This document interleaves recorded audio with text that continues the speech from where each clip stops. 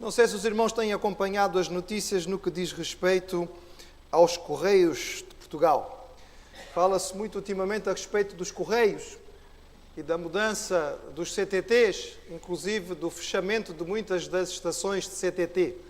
E eu não consigo deixar de ouvir as notícias que falam a respeito dos Correios sem ficar um bocadinho angustiado. Já explico aos irmãos porquê. Muitos dos que estão aqui, que já são mais jovens, não se lembram do tempo em que nós só tínhamos o correio para ter as comunicações. Hoje em dia já quase não se usa o correio para mandar cartas. Mas houve um tempo em que os correios eram bastante usados, não é? E há também aqui muitos irmãos que ainda devem se lembrar da época em que os correios funcionavam bem. E eu tive uma época da minha vida ainda significativa em que eu dependia muito dos correios, confesso, irmãos. O correio para mim era muito importante. E era uma época em que de vez em quando havia greves do correio. E quando havia greves do correio, irmãos, era verdadeiramente angustiante. Era terrível, porque eu precisava de receber aquelas cartas. Era uma época em que eu estava a estudar aqui e a minha noiva estava a estudar no Rio de Janeiro. Então a única forma que tínhamos de nos comunicar era através da correspondência. E foram mais de 1000 cartas mandadas de um lado para o outro. Então os irmãos vejam que nós temos um baú de cartas guardado. E de facto eram muitas. E quando chegava era tão bom. Oh irmãos, era tão bom. E eu lembro-me que as cartas eram separadas e eu levava as cartas muitas vezes para a faculdade, porque ia no comboio. E quando não era época de exames, não tinha necessidade de andar a ler os livros, mas pelo menos ia recordando aquilo que me tinha sido dito e que tinha sido falado ao meu coração. E já chegava na faculdade um pouquinho mais animado, não é?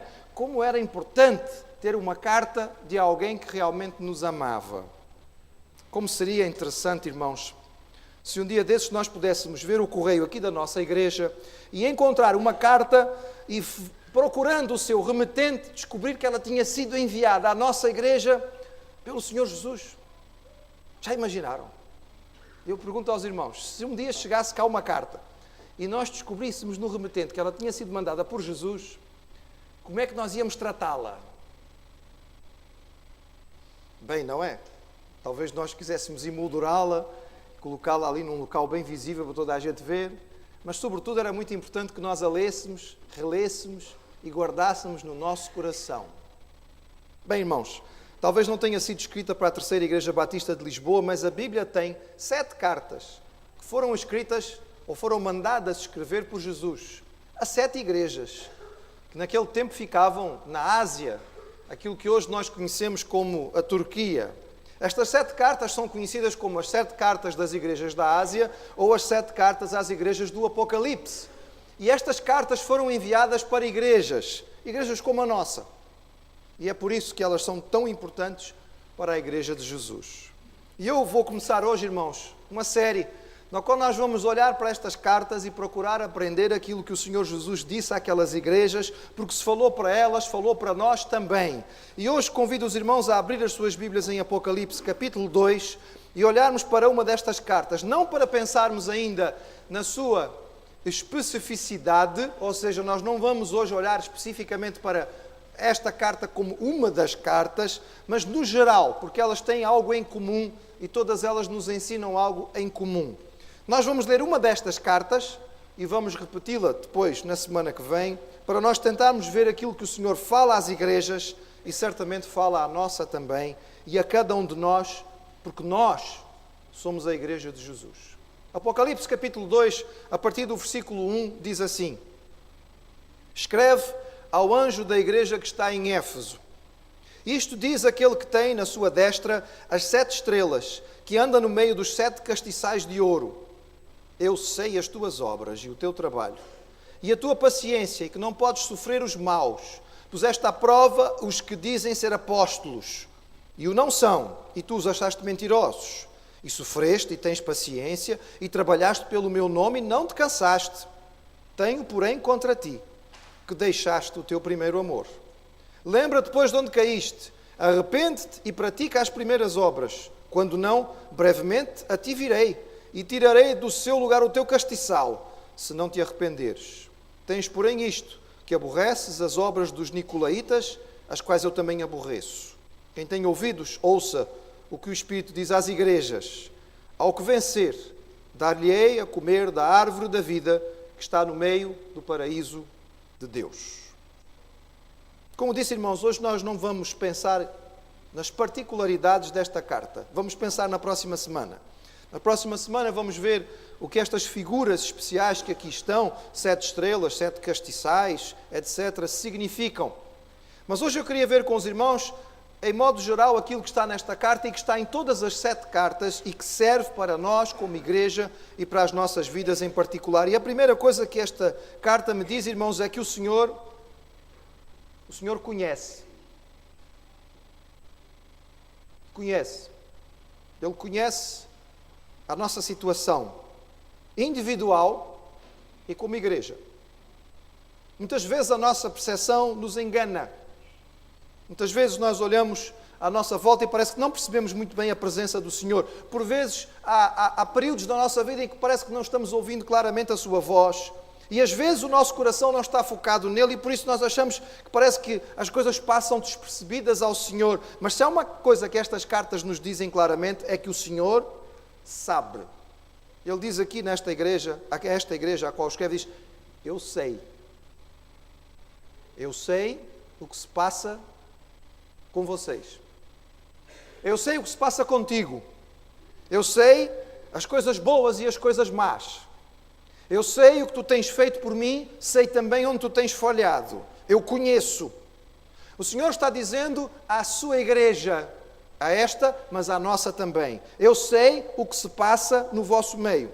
Eu sei dos trabalhos que têm sido feitos. Eu sei do esforço que tem sido feito. Eu conheço os ministérios que vocês têm. Eu sei das bênçãos que vocês têm usufruído. Eu sei do esforço que têm feito para abençoar outras pessoas. Eu sei do sacrifício que por vezes fazem para me servir. Mas eu também sei das palavras que não são boas. Também sei das conversas que não têm sido bênção. Também sei de coisas que por vezes não deviam existir no meio de vocês. Também sei de por vezes contendas e lutas que existem no meio da igreja. Ele sabe. Ele sabe. Ele diz: eu sei. O Senhor conhecia bem quem eram os fiéis, quem eram os fervorosos, quem eram os difíceis, quem eram os complicados, quem eram os que traziam divisão, quem eram aqueles que serviam de escândalo, como diz aqui, que nesta igreja em particular eram conhecidos como os nicolaítas. O Senhor sabia, Ele conhece. O Senhor sabe o que se passa na sua igreja, mas Ele sabe também o que se passa com cada um de nós. Ele sabe, meu irmão. Sabe. Sabe o que se passa na sua vida. Sabe o que está-se a passar no seu casamento. Sabe o que se passa na sua família. Sabe o que está a acontecer no seu trabalho. Sabe o que está a acontecer na sua escola. O Senhor sabe aquilo que você tem feito, tem se esforçado. Também sabe onde estão as suas dificuldades. O Senhor, de fato, conhece. E é importante nós lembrarmos isto. Porque isto nos ajuda a experimentar aquilo que a palavra diz, que é o temor do Senhor. A reverência de Deus. E a Bíblia diz que o temor do Senhor é o princípio da sabedoria. Mas este Senhor que sabe, Ele é.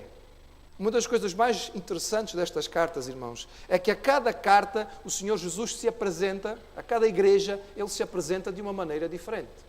Ele não tem um cartão de visita igual que oferece a todas as igrejas. Não. Para cada igreja, Ele tem um cartão de visita especial e diferente. E para cada igreja, Ele se apresenta de acordo com as características daquela própria igreja. Por exemplo, aqui, a igreja de Éfeso ficava na capital, como nós.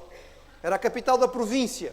Era a cidade mais importante da região. Era onde estava o centro da autoridade e do poder. A esta igreja, Jesus diz: aquele que tem na sua destra as 7 estrelas e que anda no meio dos 7 castiçais de ouro. Jesus está dizendo: vocês estão na capital, a sede da autoridade, pois olha, aqui vos fala aquele que tem a verdadeira autoridade. Aquele que tem a autoridade na sua mão. Aquele que anda no meio e pode de fato controlar. É interessante, irmãos, que o Senhor se apresenta a cada igreja de acordo com as características e as necessidades daquela igreja. A igreja de Éfeso precisava saber que este Senhor que lhe falava era aquele que tinha autoridade. E o que é que o Senhor precisava que as outras igrejas entendessem? E o que é que Ele precisa que nós entendamos? Qual é a sua necessidade neste momento? Qual é aquilo que você realmente precisa, aquilo que entende que está sendo necessário na sua vida. Nesta hora precisa o quê? Que o Senhor seja o animador? Ele é. Quer que Ele seja a segurança? Ele é a rocha. Quer que Ele seja orientador? Ele é o caminho. Quer que Ele seja a sua alegria? A palavra diz que a alegria do Senhor é a nossa força. Aquilo que você precisa, pode ter a certeza que o Senhor é. Porque o nosso Deus é um Deus infinito, é um Deus grandioso e não há limitações nele. E aquilo que nós precisamos que o nosso Deus seja, aquilo que realmente faz falta nas nossas vidas, nós vamos encontrar nele. Então, meu irmão, minha irmã, por que perder tempo procurando em outros lugares? Por que gastar tempo procurando aonde não vai encontrar? Procure no Senhor, porque Ele é aquilo que nós precisamos. E este Deus que sabe todas as coisas e que é aquilo que nós precisamos, Ele fala. Ele não está calado. Ele se manifesta. Se há uma coisa extraordinária que a Bíblia nos diz, é que o Deus da Bíblia é um Deus que fala conosco. Isto era para contradizer, para fazer a diferença entre os deuses dos outros povos, que eram deuses vazios, eram divindades sem importância, eram bonecos, eram coisas que as pessoas iam adorar, mas que não respondiam. Os profetas, por vezes, faziam troça e diziam: vocês têm deuses, os vossos deuses têm boca, mas não falam, têm ouvidos, mas não ouvem, têm pés, mas não andam, têm mãos, mas não fazem nada. Mas o nosso Deus ouve. E o nosso Deus fala. Ele fala connosco, irmãos. Ele se manifesta de muitas maneiras diferentes. A pergunta que nós temos que fazer é: temos estado atentos à sua voz? O que é que Ele tem-lhe dito? E se o irmão me disser, ou se a irmã me disser: a mim não me tem dito nada, a resposta é muito simples. O Senhor está falando. Se você não ouviu, o problema é seu. Se nós não estamos ouvindo, é porque nós não estamos procurando ouvir, é porque nós não estamos afinados àquilo que Ele tem que nos dizer. O Senhor nos fala de muitas maneiras. Ele nos fala através da sua palavra. Ele nos fala através de outras pessoas. Ele nos fala através das experiências que nós temos. Ele nos fala através de pensamentos e raciocínios que Ele coloca na nossa mente. O Senhor pode usar muitos meios para falar connosco. Por vezes Ele nos fala através de um sonho. Pode nos falar através de uma oração. Pode nos falar através de um cântico espiritual. Através de um hino, de uma poesia, de um conto. Tantas maneiras que o Senhor pode usar para falar connosco. Mas realmente, para que nós possamos ouvi-lo, é necessário que os nossos corações estejam atentos. Prestem atenção, estejam sintonizados, porque se nós o fizermos, irmãos, nós vamos perceber que o nosso Deus fala. Ele fala. E ao falar, Ele corrige. Sabe porquê que Ele corrige, irmãos? Nós não gostamos muito da correção. Aliás, o autor de Hebreus disse claramente que nenhuma correção é agradável no momento que nós a passamos por ela, não é? Eu me lembro de uma criança agradecer ao seu pai depois de levar uma tareia. Pai, muito obrigado, grande da tareia, estava mesmo a precisar disto. Nós não ouvimos isto, as crianças não agradecem, não é? Às vezes os pais dizem aos filhos: olha, mas isto doeu mais em mim do que em ti. E a criança responde: mas quem ficou com as marcas fui eu. Não costuma ser agradável. Mas se nós amamos, temos que corrigir. Temos que corrigir. Se vemos o erro e passamos ao lado sem dizer nada, não estamos mostrando verdadeira preocupação com aquela pessoa, nem com aquela criança que é nosso filho. Se Deus corrige é porque Ele ama. Ele estava preocupado com o estado da sua igreja. Afinal, a Bíblia diz que a igreja é a noiva de Cristo. E o Senhor tinha que corrigir. Das 7 cartas que o Senhor escreveu, em 2 delas não há necessidade de nenhuma admoestação. Apenas 2. 2 das igrejas não precisaram de nenhuma correção. Estavam vivendo de tal maneira que o Senhor não precisou corrigir. Mas as outras 5 precisaram de corretivo. Precisaram que o Senhor chamasse a atenção. Algumas de forma bastante dura. Aquele que ama, corrige. Temos ouvido o Senhor? Ele tem corrigido. Ele corrige os nossos corações, irmãos. Ele fala connosco e nos mostra aquilo que não está bem. A isto se chama a sensibilidade ao pecado que vem da parte do Espírito Santo. Nós podemos entristecer o Espírito Santo e colocá-lo num cantinho das nossas vidas sem ouvir o que Ele tem para dizer, mas o melhor que nós fazemos é estar atentos à sua voz, perceber quando Ele chama a nossa atenção. E Ele chama, irmãos, Ele chama.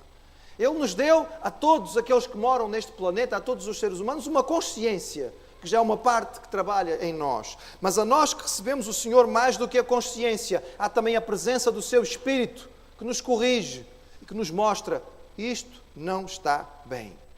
E, irmãos, nós precisamos gastar tempo permitindo que o Senhor faça uma sondagem. Sonda-me, ó Deus, dizia o salmista, mostra aquilo que não está bem em mim. Uma das coisas que devemos fazer quando nós nos aproximamos da mesa do Senhor, como hoje, é sondar os nossos corações. Senhor, eu estou preparado, eu estou em condições, estou realmente desfrutando desta santificação que Tu trouxeste à minha vida através da Tua morte na cruz. O Senhor que ama corrige, mas Ele instrui. Em cada uma das cartas, o Senhor diz especificamente à igreja aquilo que ela tem que fazer. Oh, irmãos, não serve de nada nós ficarmos zangados, chamarmos a atenção, dizermos a alguém que está errado e não oferecermos ajuda para a correção. Se nós apenas apontamos o dedo e dizemos: isto não está bem. Ok? A pessoa pode saber que não está bem e de repente pode até ter sensibilidade para dizer: ok, não está bem, mas o que é que não está bem? E porquê que não está bem? E o que é que eu posso fazer para corrigir? Mas o Senhor, Ele não fica pela metade. O Senhor que corrige também instrui. Ele aponta onde está o erro, mas Ele mostra o caminho e nos diz o que é que nós podemos fazer para consertar aquilo que não está bem. O Senhor não estava feliz com algumas dessas igrejas, não estava satisfeito com algumas das coisas que Ele via. E o erro que Ele encontrava, Ele apontava, Ele mostrava e Ele dizia: o caminho certo é este. Oh, irmãos, que bênção, que consolação nós podemos ter. Saber que o nosso Deus não apenas nos corrige, mas nos instrui na direção certa. E Ele não olha só aquilo que não está bem, mas Ele olha aquilo que está bonito e elogia. As igrejas receberam elogios. Há infelizmente uma que não chega a receber elogio nenhuma, mas todas as outras receberam elogios da parte do Senhor. Aquele que corrige também é aquele que repara no trabalho, que percebe o sacrifício, que olha as lutas e as vitórias, que percebe as perseguições e os ministérios. E quando ele está contente, ele diz, ele anima: meu irmão, o seu trabalho tem sido reconhecido. Por vezes nós sentimos que parece que nos esforçamos tanto e ninguém repara, não é? Às vezes nós nos sacrificamos e parece que ninguém nota. Às vezes nós lutamos e a nossa luta é dura, mas parece que ninguém sabe e ninguém percebe e ninguém está interessado em saber. Mas a palavra do Senhor diz que o nosso trabalho não é vão no Senhor. Se no seu coração e na sua vida tem havido momentos em que tem sentido que parece que não vale a pena, eu vou desistir, não vale a pena eu continuar a esforçar, porque ninguém percebe, ninguém valoriza, ninguém entende o esforço que eu estou a fazer. Eu quero dizer, meu irmão, minha irmã, hoje, que o nosso Deus vê. Ele vê, Ele sabe e Ele nos dará a justa recompensa. Qual é a recompensa que você quer receber verdadeiramente? Qual é a mais importante para si? É um elogio de alguém que está aqui na terra ou o reconhecimento do Senhor quando você chegar ao céu?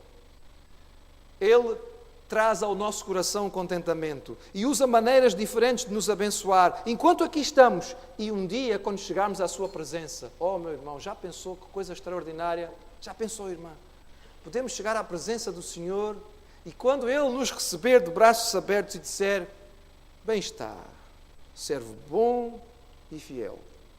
No pouco foste fiel, no muito te colocarei, entra no gozo do teu Senhor. O dia em que Ele fizer, como Ele promete na sua palavra, que Ele vai nos dizer: olha, eu tinha fome e vocês deram-me de comer, eu tinha sede, deram-me de beber, não tinha roupa e vocês me vestiram, eu estava preso e foram visitar-me, vocês me consolaram, me animaram. E nós vamos dizer: mas Senhor, quando foi?